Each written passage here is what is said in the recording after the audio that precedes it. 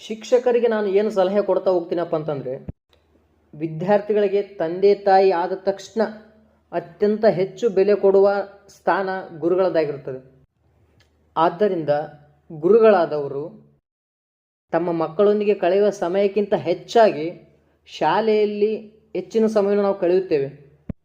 ಅದಕ್ಕಿಂತ ಹೆಚ್ಚಾಗಿ ಮುಂದಿನ ದಿನಗಳು ಏನಾಗ್ಬೋದು, ನಮ್ಮ ಮಕ್ಕಳು ನಮ್ಮನ್ನು ಬಿಟ್ಟು ಹೋಗಬಹುದು, ಆದರೆ ವಿದ್ಯಾರ್ಥಿಗಳು ಯಾವತ್ತಿಗೂ ಕೂಡ ನಮ್ಮನ್ನು ಬಿಟ್ಟು ಹೋಗುವುದಿಲ್ಲ. ಅದು ಶಿಕ್ಷಕರ ಗಮನದಲ್ಲಿರಲಿ. ಶಿಕ್ಷಕರಾದವರು ಮಾಡಬೇಕಾದ ಮೊದಲನೇ ಕೆಲಸ ಏನಪ್ಪ ಅಂತಂದರೆ, ಈಗ ಶಾಲೆಯಲ್ಲಿ ಅಥವಾ ತರಗತಿಯಲ್ಲಿ ಒಂದು 40ರಿಂದ 50 ವಿದ್ಯಾರ್ಥಿಗಳು ಇರ್ತಾರಪ್ಪ ಅಂತಂದರೆ, ಆ 50 ವಿದ್ಯಾರ್ಥಿಗಳು ಕೂಡ ಒಂದೇ ಕ್ಷೇತ್ರದಲ್ಲಿ ಬುದ್ಧಿವಂತರು ಇರೋದಿಲ್ಲ. ಪ್ರತಿಯೊಬ್ಬರು ಕೂಡ ಬೇರೆ ಬೇರೆ ಕ್ಷೇತ್ರದಲ್ಲಿ ಬುದ್ಧಿವಂತರಿರ್ತಾರೆ. ಶಿಕ್ಷಕರಾದವರು ನಾವು ಅದನ್ನು ಐಡೆಂಟಿಫೈ ಮಾಡಬೇಕು.